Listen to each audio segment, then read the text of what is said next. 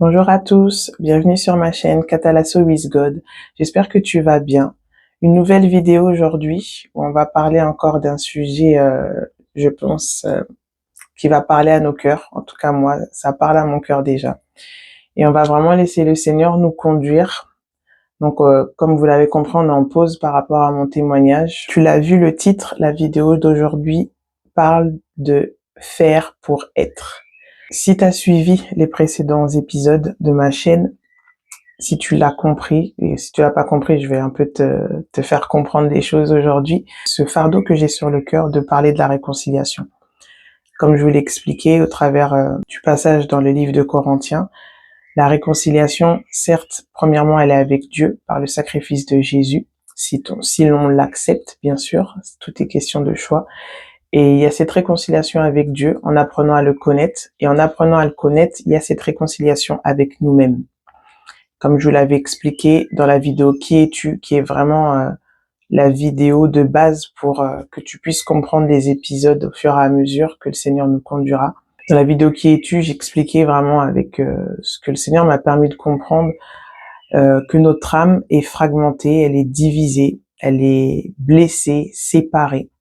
Et que au travers de cette réconciliation avec Dieu, Dieu veut réconcilier notre âme afin que nous soyons un pour être un avec lui. Comme j'aime le dire et le répéter, n'oublions pas que nous avons été créés à l'image de Dieu, à sa ressemblance. Mais pour retrouver cette image et cette ressemblance, il faut que cette réconciliation se fasse, cette unité en nous-mêmes, en qui nous sommes, en lui se fasse, et elle peut se faire seulement par lui, au travers du sacrifice de Jésus, par la vie que l'on vit avec le Saint-Esprit. J'ai eu ce partage à cœur aujourd'hui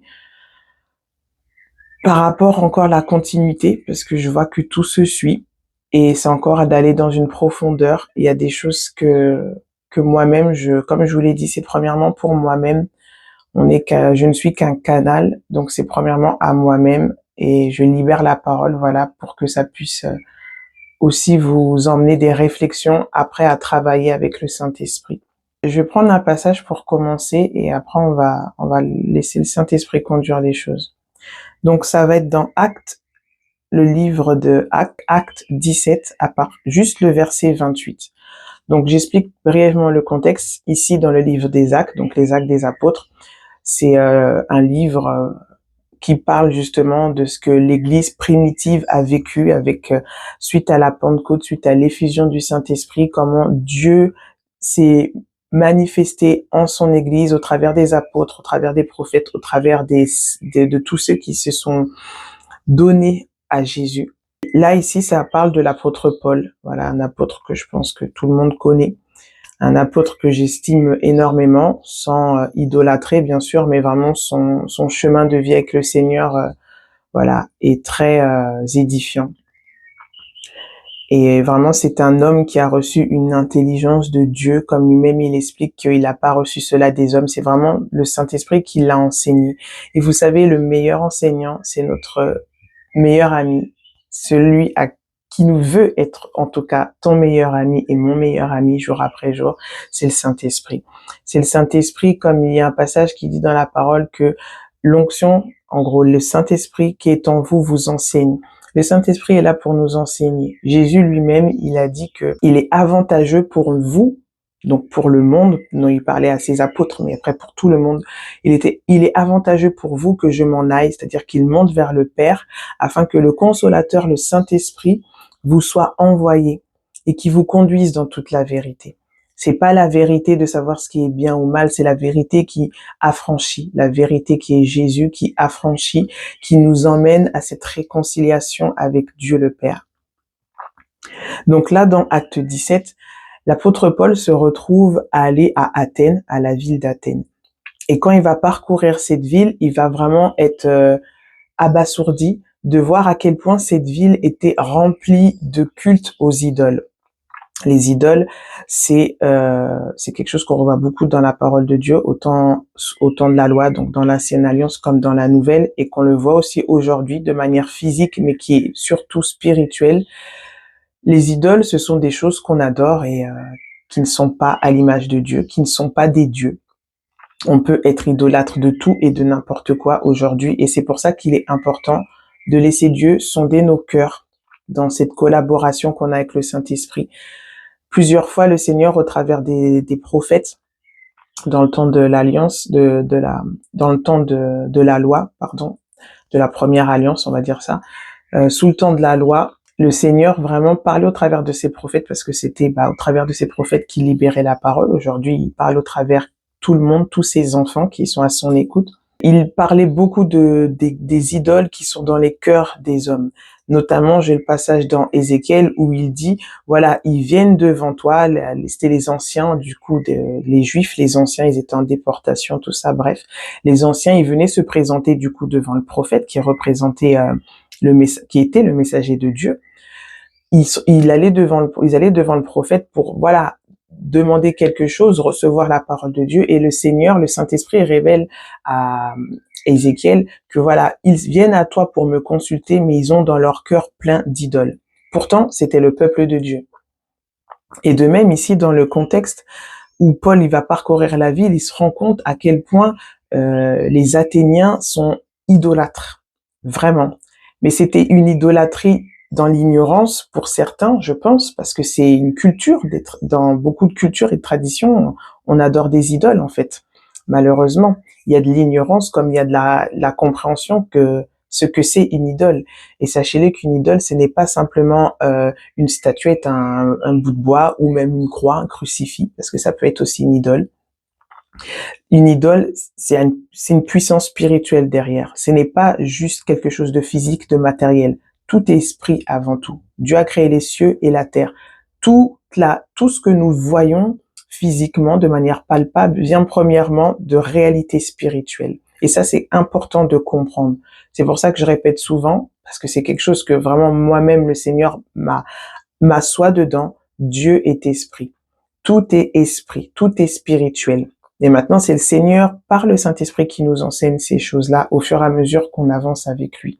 Donc voilà, l'apôtre Paul, il parcourt la ville d'Athènes, tout ça. Et je vais juste lire le verset 22 avant le verset 28, qui est le passage que je voulais vous dire.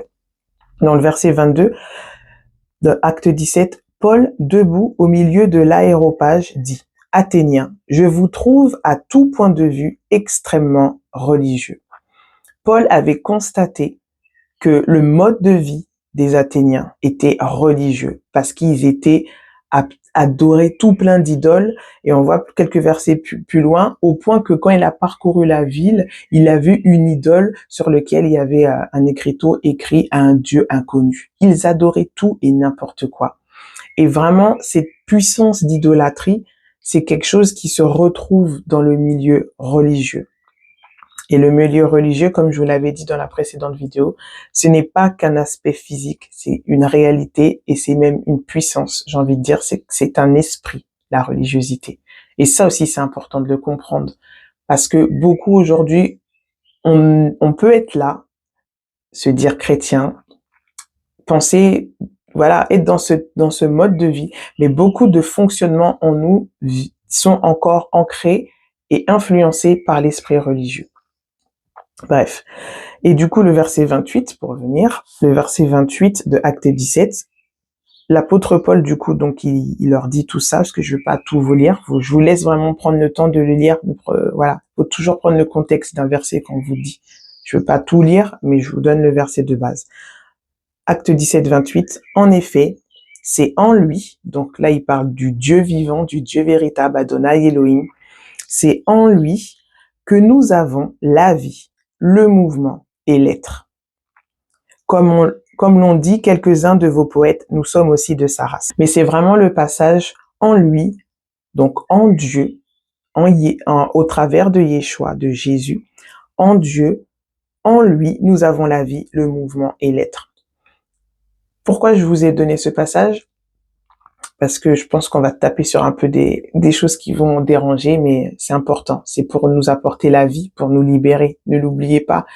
La vérité vient pour nous affranchir. Maintenant, je vous demande de prendre aussi le temps de ce que vous entendez, que ça soit ici, sur la chaîne Catalasso ou ailleurs, de prendre le temps avec le Saint-Esprit d'examiner et de vous examiner.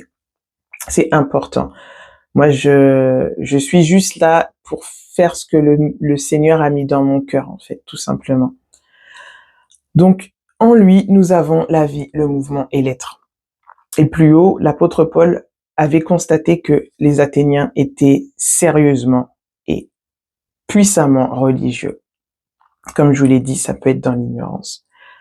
Tout ça pour dire que on n'est pas là pour condamner les gens. On n'est pas là pour pointer du doigt. On n'est pas là pour se sentir supérieur. Mais il y a des choses, je pense, et c'est vraiment un fardeau qu'il y a dans mon cœur pour l'Église. Je parle pas d'une église ou d'une assemblée locale, je parle de l'Église, avec un grand E, de l'Église dans le monde, dans les nations. Le Seigneur appelle son Église à sortir de beaucoup de choses. Jésus a dit une chose très forte aux pharisiens lorsqu'ils étaient en train de faire et de penser tout plein de choses. Jésus a dit, vous annulez ma parole par vos traditions. Et aujourd'hui, si on est honnête, si on prend le temps d'examiner, de faire un point avec le Seigneur, en prenant le temps qu'il faut prendre, on va se rendre compte que beaucoup de nos assemblées, c'est à chacun de s'examiner là où il se trouve. Mais on va voir qu'il y a beaucoup de fonctionnements qui sont remplis de traditions, remplis de religiosité, remplis de coutumes, remplis de l'homme, tout simplement. Parce que certes, l'esprit religieux, c'est une puissance, c'est un esprit, mais par qui il passe? Par l'homme.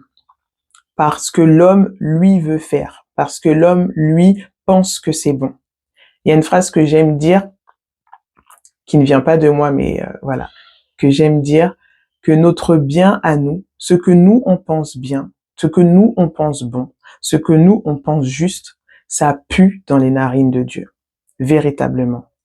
Et Isaïe 55, c'est un verset aussi, un passage dans mon béaba. Quand je dis dans mon béaba, il y a des passages clés qu'on doit avoir en nous qui nous aident à avoir une conduite que le Seigneur veut qu'on ait pour faire sa volonté et pour discerner aussi. Il dit dans Isaïe 55, à partir du verset 9 et 10, « Nos pensées ne sont pas les pensées de Dieu, comme nos voix ne sont pas les voix de Dieu. » Autant le ciel est au-dessus de nous, il y a cette distance, quoi. Autant ses voix et ses pensées, c'est pareil. Et c'est pour ça que c'est important de prendre le temps, encore une fois, qu'on se sonde, qu'on laisse le Seigneur examiner nos cœurs, nos intentions, d'où vient la racine d'action ou de choses qu'on a envie de faire. Pour aller plus loin, on va aller dans un passage sur lequel le Seigneur m'a mis à cœur. Honnêtement, encore une fois, je vais le laisser faire. Et il va nous parler, il va nous faire du bien. Et encore une fois, comme je vous l'ai dit, c'est pour apporter la vie. C'est pour prendre le temps de s'examiner. Et ça, c'est quelque chose que tu sois devant une vidéo ou devant un enseignement ou dans ton assemblée, ce que le leader, la responsable dans ton assemblée peut dire, il faut que toi-même, dans ton intimité, tu prennes le temps de dire, voilà, de faire des bilans, de faire le point. Seigneur, voilà, où j'en suis? Quel état de mon cœur? Qu'est-ce que je fais qui n'est pas de toi? Même si je pense bien faire. De réajuster les choses. Et ça, le Saint-Esprit, il veut le faire en chacun de nous pour que l'Église soit véritablement l'Église. Donc là, on va prendre un passage maintenant où je vais un peu lire parce que je veux qu'on ait tout le contexte. C'est dans l'évangile de Luc au chapitre 18. Donc ici, c'est Jésus qui est le personnage principal, la pierre angulaire de l'angle. Donc je fais la lecture cordialement. Alors, verset 18. Un chef interrogea Jésus et dit, « Bon maître, que dois-je faire pour hériter de la vie éternelle ?» Jésus lui répondit, « Pourquoi m'appelles-tu bon? Personne n'est bon, si ce n'est Dieu seul. Tu connais les commandements. Tu ne commettras pas d'adultère, tu ne commettras pas de meurtre, tu ne commettras pas de vol, tu ne porteras pas de faux témoignages. Honore ton père et ta mère. » J'ai respecté tous ces commandements dès ma jeunesse, dit-il. Après avoir entendu cela, Jésus lui dit, « Il te manque encore une chose. Vends tout ce que tu as, distribue-le aux pauvres, et tu auras un trésor dans le ciel. Puis viens et suis-moi. » Lorsqu'il entendit ces paroles, l'homme devint tout triste, car il était très riche. Voyant qu'il était devenu tout triste, Jésus dit qu'il est difficile à ceux qui ont des richesses d'entrer dans le royaume de Dieu. En effet, il est plus facile à un chameau de passer par un trou d'aiguille qu'à un riche d'entrer dans le royaume de Dieu. Ceux qui l'écoutaient dirent, qui donc peut être sauvé? Jésus répondit, ce qui est impossible aux hommes est possible à Dieu. Pierre dit alors, voici, nous avons tout quitté et nous t'avons suivi. Jésus leur dit, je vous le dis en vérité, personne n'aura quitté à cause du royaume de Dieu sa maison, ou sa femme, ses frères, ses parents, ou ses enfants, sans recevoir beaucoup plus dans le temps présent et dans le monde à venir, la vie éternelle. Voilà. Donc, je vous ai lu tout le contexte pour pas apprendre juste 2-3 versets. C'est important, ça aussi. Donc voilà, le Seigneur, il est là, Jésus est là, il se baladait, et puis voilà, il va avoir plusieurs rencontres dans l'évangile de Luc. Dans ces parties-là, il va avoir plusieurs rencontres, il va faire plusieurs œuvres, il va guérir des malades, tout ça. Et là, dans ce passage, il y a un homme riche qui vient. Il y a écrit que c'était un chef. Est-ce que c'était un chef pharisien? Est-ce que c'était quelqu'un, bon, vu le contexte, moi je comprends que cet homme était quelqu'un d'érudit, qui connaissait la parole, qui connaissait la Torah, parce que là nous sommes dans le cadre de l'ancienne alliance encore. Jésus n'était pas encore crucifié, donc ils étaient encore sous la loi, ils dépendaient encore de ce système de fonctionnement. Et je rappelle que la parole dit, je noterai le passage, j'ai pas la référence en tête, mais il est écrit que, c'est l'apôtre Paul qui dit ça, que la loi, justement, c'était l'ombre des choses à venir. Au travers de la loi, le Seigneur, il avait caché le mystère caché de tout temps qui est Jésus. C'est pour ça que Jésus, il dit une autre fois, la loi, les psaumes et les prophètes parlent de moi. Donc ici, on voit que ce chef, il s'approche de Jésus et puis il commence, voilà, bon maître, que dois-je faire pour hériter de la vie éternelle? Jésus lui répond, pourquoi m'appelles-tu bon? Personne n'est bon si ce n'est le Dieu Tout-Puissant, le Dieu Adonai Elohim. Et déjà, dans ce premier passage, n'oublions pas, on en partage et la manière dont je vous parle, c'est dans la méditation, dans la compréhension pour que vous-même, après, vous vous posez les questions et que vous les posez au Seigneur et qu'il élargisse l'espace de votre tente. Ici, le gars, il vient, il lui dit, voilà, bon maître. Il met déjà Jésus sur un piédestal. Et ce qui m'a percuté, que j'ai aimé, Jésus est 100% Dieu. Jésus était rempli de la plénitude de Dieu, mais il était aussi 100% homme. Et ici, il dit en gros, pourquoi tu m'appelles bon?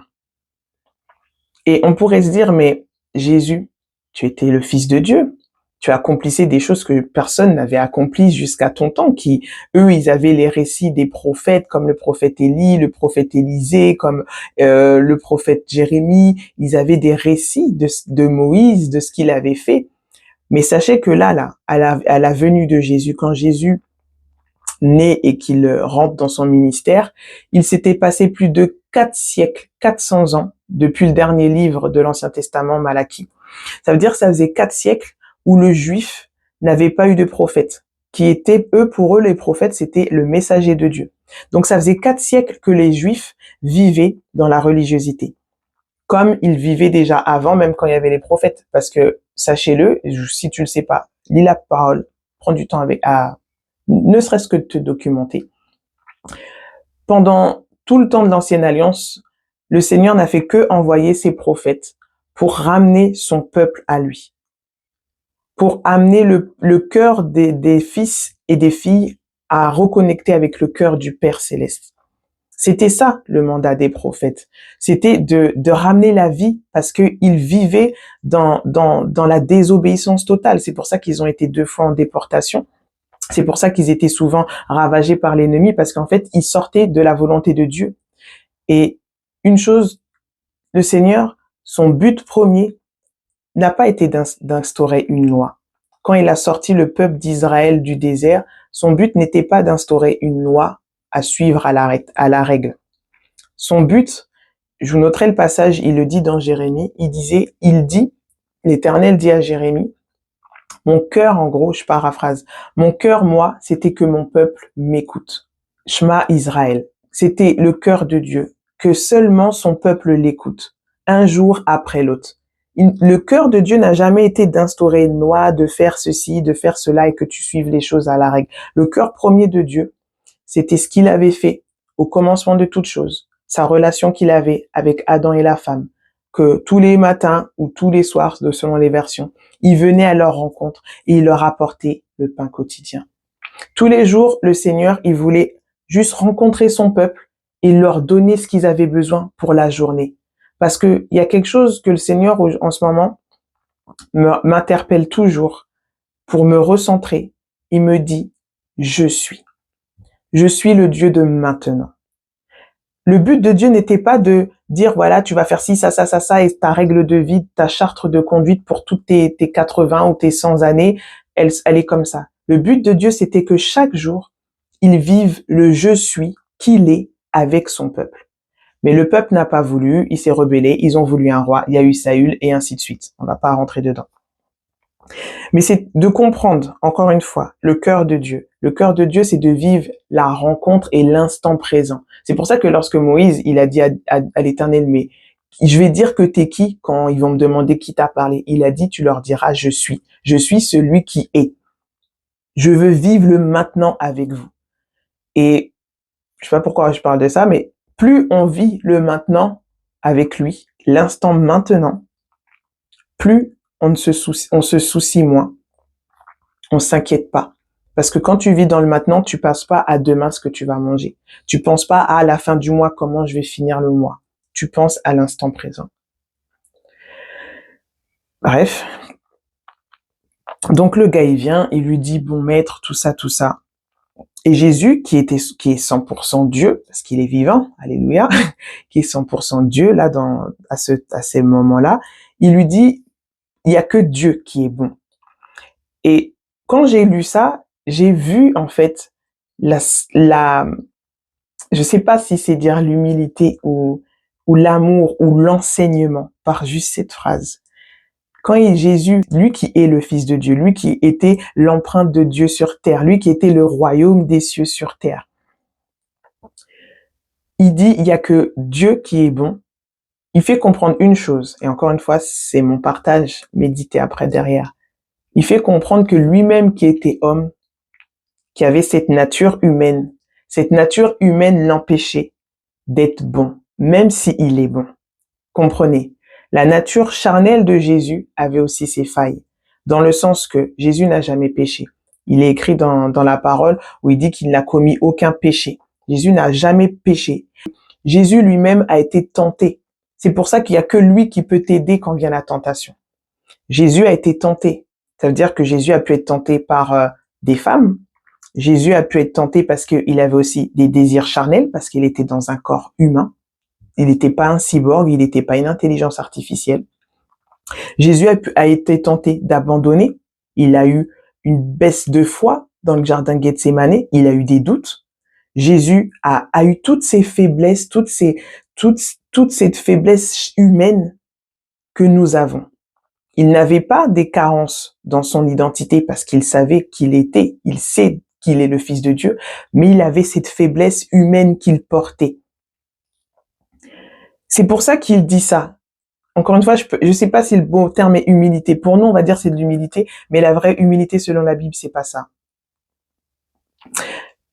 Il a eu c'est comme là, je sais pas comment l'expliquer parce que c'est clair en moi, mais parfois dire des mots c'est compliqué. Mais il a eu un peu il y a que mon Père qui est bon. Et comme Jésus disait, je ne fais que ce que le Père me montre. Donc c'est quand il accomplissait cela qu'il pouvait lui être bon. Mais quand il ne faisait pas cela, il était un homme comme tout le monde, comme nous-mêmes.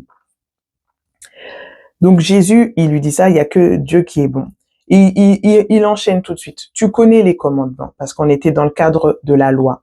Il lui récite les commandements et le gars tout fier, il lui dit voilà, mais ça je le fais depuis que je suis tout jeune. Je fais tout ça. Et ici, en fait, dans sa réponse, on voit que le gars, tout était acquis pour lui. Il savait tout faire, il respectait tout, il donnait sa dîme, il allait tout, je sais pas, c'était quand il faisait son Shabbat, il allait tout le temps à son temps de culte, je dis avec nos termes, il donnait à son prochain, il faisait tout, il respectait tout, il ne péchait point, donc il se sentait parfait. Mais n'oublions pas que quand il est venu à Jésus, il a demandé « Qu'est-ce que je dois faire pour hériter de la vie éternelle ?» L'intention du cœur, je peux pas dire c'était conscient ou inconscient, mais pour moi c'était un mode de fonctionnement. L'intention de cœur de ce chef, de cet homme, c'était il faut que je fasse une action, je dois accomplir, j'ai une action à faire pour avoir la vie éternelle. Comme si la vie éternelle s'achetait, comme si la vie éternelle s'acquérissait. Je sais pas si c'est le bon terme, la bonne conjugaison. Bref, vive la France. Mais comme si la vie éternelle, on pouvait la posséder par une action qui vient de notre humanité. De notre humanité qui n'est pas capable d'accomplir le bon. Et quand ici je dis le bon, je dis pas notre bon à nous, je dis pas notre sagesse à nous. Dans la lettre de Jacques, l'apôtre Jacques dit que la sagesse humaine, charnelle, elle est diabolique. C'est clair, net, écrit. Je dis pas le bon selon nous, mais le bon selon Dieu. Jésus, il l'emmenait à comprendre quelque chose. Tu connais les commandements. Tu commettras pas d'adultère, tu ne commettras pas de meurtre, tu ne commettras pas de vol, tu ne porteras pas de faux témoignages, tu vas honorer ton père et ta mère. Il dit, je fais tout ça. Donc le gars se considérait bon aux yeux de Dieu. Mais comme je l'ai dit tout à l'heure, le bon de cet homme puait dans les narines de Dieu. Je dis ça grossièrement, pourquoi? Certes, il appliquait la loi, mais la parole nous dit que la loi, en fait, la vie éternelle ne s'obtient pas par la loi. Elle s'obtient par la justice qu'on obtient en Jésus-Christ. C'est clair, net et écrit. Et là, le gars, aujourd'hui, cet homme représente beaucoup de nous. Je m'inclus dedans. Où on se dit, mais moi j'ai fait ci, mais moi je fais ça. Aujourd'hui, on va peut-être pas prendre la loi, mais on va dire, voilà, je vais tous les dimanches à l'église. Je pêche pas, je fais pas ci, je fais pas ça, je fais pas ci. Je suis juste, je suis clean, j'ai rien à me reprocher. Mais Jésus va lui dire quelque chose. Il y a une chose. Une chose. Il n'a pas dit il y a plusieurs choses, mais il y a une chose. Comme je vous l'ai dit tout à l'heure, et que je vous l'avais déjà parlé dans les autres vidéos, aujourd'hui, ce que Dieu attend de nous, c'est une relation de cœur à cœur. Et là, dans ce passage aussi qui est beaucoup perverti, quand j'entends certains messages, je me dis, mais merde alors, quoi, on va où? Parce que ici, le Seigneur va lui dire, voilà, il te manque encore une chose, vends tout ce que tu as, distribue-le aux pauvres et tu auras un trésor dans le ciel, puis viens et suis-moi. Il y a un gros processus. Un gros processus. Le Seigneur qui sonde les cœurs et les reins, parce que Jésus est rempli de la plénitude de Dieu, il connaissait son cœur. Il lui dit, là, tu me balances tout ton CV chrétien. Je le dis avec nos termes, pour qu'on puisse mieux s'imprégner dedans. Là, gars, frère, c'est bien. Tu me balances tout ton CV chrétien, toutes tes tâches que tu as acquis. Ah, j'ai jeûné. Ah, j'ai fait ci. Ah, j'ai respecté ça. Mais quand je sonde ton cœur, je vois qu'il y a une chose plus importante. Il y a une idole. Et quand Dieu dit « je suis un Dieu jaloux », c'est pas la jalousie que nous on connaît. C'est la jalousie de son cœur de père d'amour. Dieu nous aime tellement et on oublie que Dieu est amour. Et son amour fait que il veut tellement nous aimer que quand il voit en nous qu'il y a quelque chose qui prend plus de place que lui, ça le blesse, ça l'attriste. Je dis ça l'attriste en référence au passage « N'attristez pas le Saint-Esprit ». Tu attristes le Saint-Esprit quand il y a des idoles en toi. Ici, le gars, il était dans un faire religieux. Il pensait tout faire. Et si on regarde d'un point de vue extérieur, d'un point de vue humain, charnel, il faisait bien. Mais moi, je ferais pas autant. Il faisait bien, et depuis sa jeunesse. Donc peut-être que ce gars était était enfant de pharisien, enfant d'un milieu vraiment ancré dans la Torah, dans les rites, voilà, dans tous les commandements, sachant qu'il y en avait 613 quand même en tout. Enfin, il y en a, vu qu'il y en a qui vivent encore comme ça. Le gars était sérieux dans son engagement. Mais pourtant, quand Dieu juge son cœur au travers de Jésus, il lui dit, il y a quelque chose dans ton cœur. Et cette chose-là fait que tout ce que tu fais, ça l'annule. Vous annulez ma parole à cause de vos traditions. Tout ce qu'il faisait là, c'était que de la tradition. C'était que du paraître. C'était que lui venir gonfler gonfler son orgueil de dire je fais ça. J'ai tout bien. Là, si je pars, je suis tranquille. Il avait cette assurance-là par ses œuvres. Or que la parole nous dit que les œuvres, en fait, quand on parle des œuvres, Dieu a des bonnes œuvres préparées d'avance pour nous. Mais là, ici, les œuvres qu'il accomplissait, c'était pas ce qui allait lui donner la vie éternelle. Et même là, on voit que la notion qu'il avait de la vie éternelle, c'est pas la vie éternelle selon la pensée du cœur de Dieu. Je vais pas rentrer trop dans ça parce que, voilà. Bref. Quand il lui dit ça, vous savez, Jésus est la parole. La parole, elle vient trancher. La parole, elle vient emmener la séparation entre l'âme et l'esprit, jointure et moelle, nous dit la parole dans Hébreu. Jésus, la parole, est venu trancher quelque chose en lui. Pas pour le blesser, pas pour l'affliger, pas pour le condamner, mais pour lui montrer l'état de son cœur. Parfois, quand le Seigneur vient te parler, ça fait mal. Je vous le répète tout le temps parce que c'est vrai. Faut sortir d'un monde de bisounours. La vie chrétienne, ça fait mal. Quand je dis la vie chrétienne, ça fait mal, c'est parce que quand le Seigneur y vient, qu'il émonde ton cœur, qu'il descend dans les profondeurs, qu'il te montre, regarde, il y a ci, regarde, il y a ça, sans un doigt accusateur. Moi, je le dis avec mes mots, mais lui, il le fait avec tellement d'amour que je peux pas l'imiter. Il faut le vivre. Quand le Seigneur vient avec sa parole d'amour pour te montrer dans ton cœur, il y a ça. Ça fait mal. Quand le gars a entendu cette parole de Jésus, la parole nous dit que, verset 23, lorsqu'il entendit ces paroles, l'homme devint tout triste, car il était très riche. Cette parole est venue, paf, direct mis Jésus la lumière des hommes. Ça a mis direct à la lumière l'idole de son cœur, l'argent, les richesses. C'était son Dieu, véritablement. C'était son idole. Alors, je précise, avoir de l'argent n'est pas mauvais.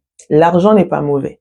Mais c'est comment il est le rapport que tu as avec l'argent qui fait que ça peut être mauvais ou pas. C'est l'intention du cœur. C'est ce qu'il y a dans ton cœur qui fait que c'est bien ou pas selon les yeux de Dieu, pas selon nous.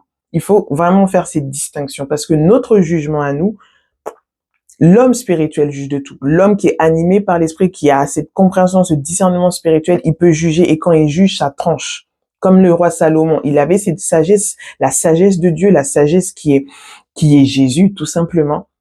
Cette sagesse, elle venait sonder les cœurs pour trancher, pour que la vie, la vérité vienne. Comme on le voit quand il va faire ce jugement par l'esprit pour savoir à qui appartient ce bébé dont les deux mamans étaient en train de se chamailler.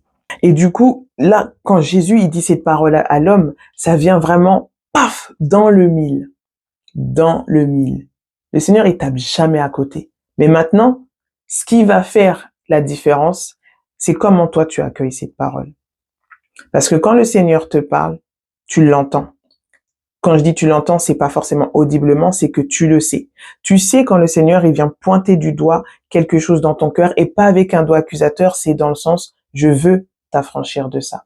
Je veux te libérer de ça. Parce que ce qu'il ne savait pas ici, le gars, c'est que l'amour de l'argent qu'il avait l'emmenait pas du tout à la vie.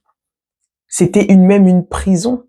Et encore une fois, ici, prenez la richesse comme un exemple parmi d'autres. Aujourd'hui, si tu laisses le Seigneur là, maintenant, tout de suite, tu dis Seigneur, montre-moi ce qu'il y a dans mon cœur et qui m'empêche, quand je dis d'avoir la vie éternelle, c'est lui en nous, qui m'empêche d'aller plus loin avec toi, qui m'empêche d'aller dans les profondeurs. Montre-moi. Il va te répondre tout de suite. Dieu veut tellement avoir ton cœur entier qu'il va te montrer. Il va te montrer l'idole. Il va te montrer jour après jour, voilà, je veux enlever ça. Je veux te purifier de ça. Je veux te guérir de ça. Des choses auxquelles on peut être captif, comme des choses qu'on peut adorer inconsciemment. Et ça peut être tout. Ça peut être l'argent. Tu peux être idolâtre de ta beauté. Tu peux être idolâtre des dons spirituels que tu as.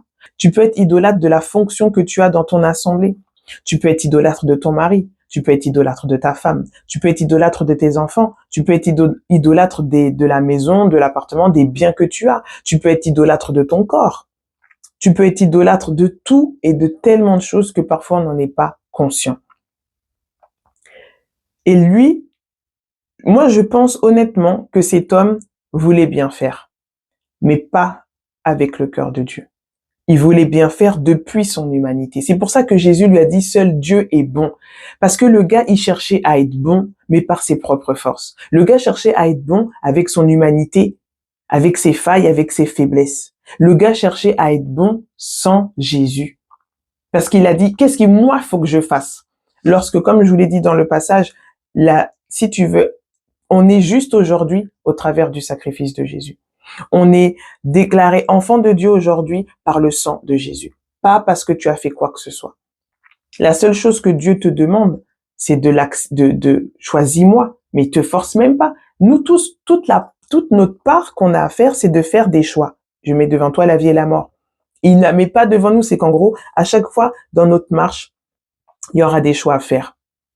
Et qui t'emmènera soit la vie Zoé, la vie en abondance que Jésus veut nous donner, car il est venu donner la vie et la vie en abondance, soit la mort. Verset 24, voyant qu'il est devenu tout triste. Donc le gars, il est tout triste. Et cette tristesse, vous savez, c'était pas la tristesse de Dieu. C'était la tristesse de son âme à lui. Parce qu'il y a un verset qui dit que la tristesse de Dieu produit en nous une repentance. Tu peux parfois recevoir une tristesse par le Saint-Esprit. Quand je disais le passage, quand tu sens, je sais pas si ça vous est déjà arrivé, moi ça m'est déjà arrivé et vous verrez dans la suite de mon témoignage, quand tu sens la tristesse du Saint-Esprit en toi, tu as deux choix. Parce que, encore une fois, la plus grande force que Dieu nous a donnée, c'est le libre arbitre. Quand tu sens la tristesse du Saint-Esprit en toi, soit tu t'endurcis, tu l'ignores, tu l'écoutes pas, soit ça produit en toi une tristesse qui emmène la repentance. Et qui dit repentance, c'est certes, premièrement, demander pardon par rapport à pourquoi le Saint-Esprit est attristé, mais c'est après pour emmener ce changement de pensée, de mentalité, pour que on puisse maintenant être renouvelé dans notre intelligence et que le Saint-Esprit puisse prendre la place là où il n'avait pas la place. Et Jésus, il dit, voyant qu'il est devenu tout triste, Jésus dit, verset 24, qu'il est difficile à ceux qui ont des richesses d'entrer dans le royaume de Dieu. En effet, il est plus facile à un chameau de passer par un trou d'aiguille qu'à un riche d'entrer dans le royaume de Dieu. Quand on a une richesse, c'est-à-dire quand il y a quelque chose qui prend la place dans notre cœur, quand il y a quelque chose qui est une idole, ça peut être un ou plusieurs, c'est difficile de rentrer dans le royaume. Encore une fois, sachez-le, le royaume des cieux, c'est pas tu rentres, tu franchis une porte, hop, je suis dans le royaume. C'est à l'intérieur de toi. C'est au-dedans de toi. Le royaume des cieux est au-dedans de vous. En grec, c'est entos, à l'intérieur. Tout est à l'intérieur. Dieu est au-dedans de nous. De la même manière qu'il était au-dedans de Jésus. Dieu est à l'intérieur de toi. Mais au fur et à mesure, c'est comme l'image de la maison. Tu accueilles, tu donnes ta vie au Seigneur. Le Seigneur, il rentre par la porte d'entrée. Il a accès au couloir d'entrée. Et plus tu grandis, par exemple, on va dire c'est une maison avec 3 chambres, garage, jardin, si tu veux. Tu as ta maison. Le Seigneur rentre dans le couloir d'entrée. Tu lui as donné accès. Et puis, il va vouloir avancer. Il va dire, est-ce que je peux aller dans le salon, dans le séjour? Tu as le choix de dire oui, de dire non. Il se tient à la porte et il frappe. Est-ce que je peux rentrer dans le salon? Ok. Tu le laisses rentrer dans le salon. Il prend plus de place en toi. Maintenant, il te dit, est-ce que je peux rentrer dans la cuisine? Tu as le choix de dire oui ou du non. Tu dis oui, ok. Il rentre dans la cuisine. Là, vous savez, c'est très imagé. C'est une très belle image, la maison que j'ai beaucoup entendue, que j'aime beaucoup et qui est biblique. Parce que la maison, vous savez, quand on reçoit quelqu'un chez soi, La plupart du temps, les personnes vont rentrer dans le couloir, dans l'entrée bien sûr, dans le salon, dans le séjour, dans la cuisine, mais c'est pas tout le monde qui va rentrer dans les chambres, là, dans les lieux intimes. Et c'est ça, avec le Seigneur, au fur et à mesure de notre marche, il veut aller dans des profondeurs d'intimité. Ici, cet homme, comme je vous le disais, il faisait tout ce qu'il pensait bon de faire depuis sa chair. Quand je dis sa chair, c'est depuis son humanité, depuis ce que lui, il discernait que c'était bon. Donc, effectivement, il y avait le cadre de la loi parce qu'ils étaient sous la loi. Quand il s'est approché de Jésus pour demander qu'est-ce que je dois faire, il comptait encore sur ses propres forces. Et quand je vous avais donné ce passage la dernière fois dans Jérémie 17 qui dit « Maudit l'homme qui se confie en l'homme ». Plusieurs passages dans les proverbes, dans les proverbes qui dit justement que voilà, ne compte pas sur ta sagesse, sur ton intelligence. Ne sois pas sage à tes propres yeux. Toutes ces choses-là. Et aujourd'hui, ce sont des caractéristiques qu'on retrouve beaucoup en nous. Encore une fois, je m'inclus dedans. En nous, dans comment on avance, comment on chemine avec le Seigneur. Si on prend le temps de s'examiner personnellement et honnêtement, si on laisse le Saint-Esprit aussi nous montrer les choses, on va réaliser qu'il y a beaucoup de choses qu'on fait de nous-mêmes, beaucoup de choses qu'on fait de nos propres forces, beaucoup de choses qu'on fait pensant que c'est bon, que c'est juste, beaucoup de choses qu'on fait pensant que c'est Dieu qui nous dit lorsqu'en fait c'est ton propre jugement et ton propre discernement. Je parle même dans le cadre d'assemblée. Ce que tu fais aujourd'hui dans ton assemblée, je sais pas c'est quoi. Est-ce que tu es convaincu que c'est ce que Dieu veut que tu fasses? Ce que tu penses faire aujourd'hui pour le Seigneur? Est-ce que tu es sûr que c'est ce que Dieu veut que tu fasses? Parce qu'encore une fois, on a un faire à faire. Mais comme Jésus, je ne fais que ce que le Père me montre. Qu'est-ce que le Père me dit? Je vais pas aller plus loin dans le passage, je vous laisserai vraiment prendre le temps de le méditer. Mais ce que j'ai sur le cœur, au fait, c'est aujourd'hui, qu'est-ce que Dieu te dit? Quand tu prends le temps de t'asseoir, de faire un point, de faire un bilan comme tu veux, qu'est-ce que Dieu te dit? Sincèrement. Qu'est-ce que Dieu nous dit? Et vous savez, je vous dis ça parce que, voilà, dans ma relation avec le Seigneur, une fois comme ça, j'étais là, je parlais avec lui et le Saint-Esprit comme ça me saisit et il me dit, mais est-ce que moi, vous écoutez ce que je dis? Et comme je vous l'ai dit, le cœur de Dieu n'était pas qui est noir. Le cœur de Dieu n'était pas qui est tout plein de traditions, de rites, comme les Juifs l'ont instauré au fur et à mesure. Le cœur de Dieu, c'était de chaque jour rencontrer son peuple, de marcher au milieu de son peuple et que son peuple l'écoute pour le maintenant. Le maintenant. Il est le Dieu de maintenant. Il n'est pas le Dieu du faire pour avoir, il est le Dieu du être. C'est pour ça que je vous ai donné ce passage de tout à l'heure de « En lui est la vie, le mouvement et l'être ». Aujourd'hui, est-ce que tu laisses le Saint-Esprit se mouver en toi de la même manière que l'Esprit de Dieu se mouvait au-dessus des eaux et il attendait qu'une seule chose, la parole de Dieu? Ou est-ce que aujourd'hui c'est toi qui es en mouvement pour Dieu, pensant bien faire? Parce que je te juge pas. Il y a beaucoup de choses qu'on pense faire parce qu'on considère cela bon. Surtout quand c'est dans un cadre chrétien, quand c'est dans un cadre qui est en lien avec la parole. Tu penses que c'est bon, tu penses que c'est juste, mais la question est qu'est-ce que Dieu dit? Beaucoup de fois, on est dans le mouvement de notre propre humanité et parfois le Seigneur, il te dit juste, mais repose-toi. Parce qu'il nous invite à demeurer dans son repos. Maintenant, son repos, ce n'est pas être farniente, je me la coule douce. C'est de faire ce que lui, il nous dit. Rien de plus, rien de moins. Et c'est en ça, quand on marche comme ça, qu'est sur nous le fardeau doux et léger de Jésus, parce que c'est même pas toi qui vas faire, c'est lui en toi qui va le faire. La vie, le mouvement et l'être. C'est lui en toi qui va aimer. C'est lui en toi qui va pardonner. C'est lui en toi qui va t'aider à marcher en lui dans ce que lui, il veut. C'est lui en toi. C'est pour ça que le prophète, oui, Jean le Baptiste a dit, Il faut qu'il croisse et que je diminue. Il faut que le Seigneur, je dis avec nos mots maintenant, le Saint-Esprit prenne plus de place en moi et que moi, mon faire à moi, mon humanité à moi, mon bon sens à moi, ma sagesse à moi, mon jugement à moi, il diminue. Et c'est en ça que, quand on revient au passage, quand Pierre, il dit, mais nous, on a tout quitté pour toi. Parce que la vraie marche avec le Seigneur, comme il a dit, celui qui veut venir après moi, il doit renoncer à sa vie. Quand on dit renoncer à sa vie, ici, comme Jésus le dit, c'est certes, il va avoir des séparations. Parce que tu peux pas avoir des mauvaises compagnies. Comme il y a un proverbe qui dit, voilà, ne marche pas avec les méchants, le moqueur, ne t'assois pas avec eux, c'est un processus. Tu dois te retirer, en fait, le Seigneur va pas te dire, fais ci, ne fais pas ça. Mais plus tu laisses le Saint-Esprit prendre la place en toi, il va te montrer, non, ça, c'est pas pour toi. Mais maintenant, tu as toujours le choix de continuer ou pas. Mais Dieu est tellement amour, il va pas te forcer, mais il va te dire, ça, c'est pas bon pour toi, mon enfant. Ça, ce que tu fais, ce que tu regardes, c'est pas bon pour toi. Là, ce que tu fais, tu es en train de te fatiguer. Je t'ai pas demandé ça. Mais après, on a le choix. On a le choix. Est-ce que on veut rentrer dans le repos du Seigneur ou est-ce qu'on veut continuer à fonctionner dans notre faire? Ce faire est influencé par cette puissance de la religiosité. Encore une fois, l'esprit religieux est quelque chose de spirituel avant d'être physique. Et vraiment, je prie le Seigneur qui t'ouvre les yeux pour comprendre la réalité spirituelle de la religiosité. Parce que c'est bien plus profond, c'est bien plus dense qu'on peut l'imaginer. Et vous savez, il y a quelque chose que un jour le Seigneur m'a dit, il m'a dit, tu sais,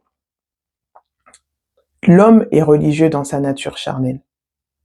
L'homme a besoin d'un cadre, l'homme a besoin de quelque chose d'aligné, de droit pour faire quelque chose. C'est pour ça que Dieu a instauré, a donné la loi. Pour moi, a donné la loi à Moïse, parce que le peuple d'Israël était tellement rebelle, avait tellement le cou raide, comme le Seigneur disait.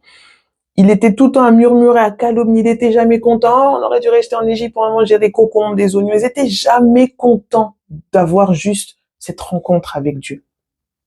Et le Seigneur a compris, c'est votre nature maintenant, pécheresse déchue, qui est comme ça, parce que c'était pas comme ça au début quand Dieu a créé l'homme. L'homme dépendait de cette rencontre, de ce vis-à-vis avec Dieu. Mais notre nature maintenant a besoin de nature, a besoin d'avoir un cadre. Et c'est bon d'avoir un cadre, mais il faut que ça soit le cadre du Saint-Esprit, pas le cadre depuis ton humanité, pas le cadre depuis ce que tu penses qui est bon ou pas bon. Même en tant que parent, le cadre que tu instaures sur tes enfants, est-ce que c'est le cadre du Saint-Esprit? Ou est-ce que c'est les cadres de l'éducation que tu as eue? Ou est-ce que c'est le cadre des traditions de ton pays ou les coutumes de ton pays? Ou est-ce que c'est le cadre des mamans ou papa Montessori? Ou est-ce que c'est le cadre de TikTok? Ou est-ce que c'est le cadre de ce que Google t'a dit? Quel est le cadre que tu mets dans la vie de tes enfants? Quel est le cadre que tu mets dans ta vie? Dans ton mariage? Dans tout, dans tes relations, quel est le cadre que tu mets? Est-ce que véritablement le Saint-Esprit est Seigneur? Parce que la parole nous dit que là où est l'Esprit de Dieu, là est la liberté. Ou est-ce que c'est toi qui es le Seigneur? Parce que sachez une chose, hein, quand tu marches par toi-même, par tes propres forces, quand tu veux faire qu'à ta tête, parce que c'est quand même de l'orgueil, que tu le veuilles ou non, même si tu peux dire au nom de Jésus à chaque fois que tu fais cette action. Quand tu fonctionnes comme ça, il y a vraiment quelque chose de spirituel qui te lie et qui t'éloigne de Dieu au fur et à mesure. Ça peut prendre beaucoup, beaucoup de temps, mais c'est subtil. Il est important de prendre le temps, encore une fois, de se sonder, de s'examiner, d'aller. Aujourd'hui, la parole nous dit, nous avons libre accès au trône de la grâce. On peut s'approcher avec assurance du trône de la grâce. Va devant ton Père, va devant ton Dieu et demande-lui sincèrement, honnêtement, qu'est-ce que je fais depuis mes propres forces? Qu'est-ce que je fais pour gagner ta faveur? Qu'est-ce que je fais pour me sentir rassuré que ça va, c'est OK? Qu'est-ce que je fais pour me faire sentir que j'ai la vie? Parce que seul Jésus peut nous donner tout ça. En lui est la vie, le mouvement et l'être. En personne d'autre. Jésus a dit, il n'y a que Dieu qui est bon. Jésus lui-même marchait dans ce fonctionnement. Je fais que ce que le Père me montre et me dit. Quand tu pries pour quelqu'un, parce que la parole nous dit, nous sommes appelés à prier les uns pour les autres, à porter les fardeaux des uns et des autres. Quand tu pries pour quelqu'un, est-ce que tu pries depuis ton humanité, depuis oh, c'est mon frère, c'est ma sœur, je vais prier pour lui, ou est-ce que tu pries parce que le Saint-Esprit te met à cœur ce fardeau? Est-ce que tu pries parce que tu reçois, voilà, il vient insuffler en toi quelque chose à libérer sur la vie de ton frère ou de ta sœur? Depuis quel positionnement tu pries? Parce qu'on peut faire des prières au nom de Jésus, mais c'est ta chair. Hein. Tu peux faire des prières au nom de Jésus, pensant bien faire, mais tu viens contrer l'œuvre de Dieu dans la vie de ton frère et ta sœur. Et ça aussi, parfois, vous savez, vraiment, je le dis, hein, parfois, il faut laisser Satan tranquille. Véritablement. Parfois, dans nos milieux chrétiens, on se combat les uns avec les autres parce qu'on prie depuis notre humanité. Parce qu'on déclare des choses pensant c'est ça qui est bon qui devrait arriver à mon frère, à ma sœur. Oh Seigneur, j'appelle ça sur sa vie. Est-ce que c'est le plan de Dieu? Est-ce que c'est la destinée que Dieu veut lui donner? Écoute Israël, écoute enfant de Dieu, écoute fils et fille de Dieu. Est-ce que tu écoutes véritablement la voix de ton bon berger, du Saint-Esprit qui est en toi, ou est-ce que tu t'écoutes toi? Ou est-ce que tu comptes sur ta sagesse? Ou est-ce que tu écoutes ta mère ou ton père? Ou est-ce que tu écoutes que ton pasteur? Encore une fois, je ne dis pas qu'il faut pas écouter les pasteurs, mais il faut éprouver tout ce qu'ils disent. On peut avoir une responsabilité, que ça soit apôtre, pasteur, prophète, là je parle des 5 ministères, il y a aussi les anciens, les diacres, ainsi de suite. Tu peux écouter même ton frère et ta sœur qui vient et qui te donne de bons conseils. Mais est-ce que tu prends le temps de, ok Saint-Esprit, mon frère, ma sœur m'a dit ça, le pasteur a dit ça, l'ancien a dit ça, toi qu'est-ce que tu dis?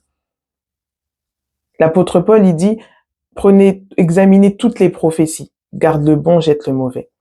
Une prophétie, c'est une parole révélée. Là, le but de la prophétie est d'exhorter, d'encourager, de construire. Mais si une personne vient, te dit quelque chose qui est contradictoire, si quelqu'un vient, dit quelque chose qui peut paraître bon, que même toi, dans ton humanité, tu dis, ah ouais, ça me fait du bien ce qu'elle me dit. Mais est-ce que c'est ce que le Seigneur dit? Et c'est, déjà, je pense que quand on va commencer à fonctionner comme ça, on va prendre soin des uns et des autres véritablement depuis le cœur de Dieu. On va vivre l'unité pleine du corps.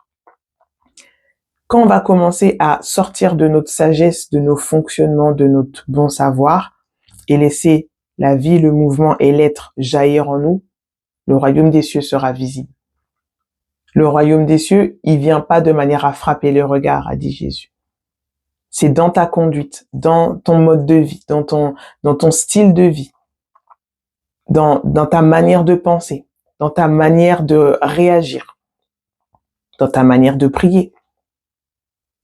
Plein de petites choses, si on s'examine sérieusement, on voit et on va voir à quel point la religiosité est en nous. La religiosité est dans le milieu dans lequel on est. Et aujourd'hui, le Seigneur, il veut te libérer de ça. Il veut t'ouvrir les yeux sur ça.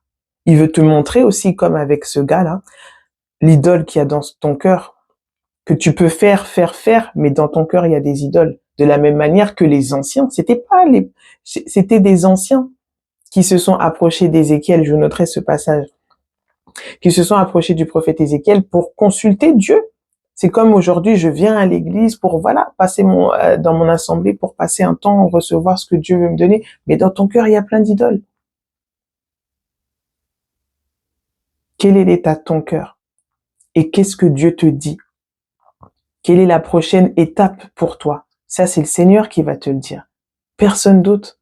Après, le Seigneur, dans sa bonté, il va te confirmer par des personnes extérieures. Mais premièrement, toi, qui tu écoutes? Et c'est sur tous ces plans-là qu'il faut vraiment prendre le temps de s'examiner, sincèrement. Aujourd'hui, c'est quelque chose que le Seigneur me parle beaucoup par rapport à l'esprit religieux. Et encore une fois, ce n'est pas que physique, c'est spirituel. Et je pense qu'il appelle ses enfants à discerner. Premièrement, dans ta vie, dans ton quotidien, dans tes fonctionnements, dans ce que tu fais, dans ce que tu penses qui est bon et qui au final, ça vient de toi. Et aussi dans là où on se trouve. Parce que il peut pas avoir deux esprits qui règnent. Soit c'est l'esprit de Dieu, soit c'est l'esprit religieux. Maintenant, Il faut vraiment faire ce travail de discernement pour savoir les choses et que le Seigneur puisse régner en lui et la vie, le mouvement et l'être. Donc voilà, je vous remercie pour ce temps. Je prie vraiment que le Seigneur puisse continuer à aller dans les profondeurs dans vos cœurs, que vous preniez le temps de méditer et d'écouter ce qu'il a à vous dire, tout simplement. À bientôt. Bye bye.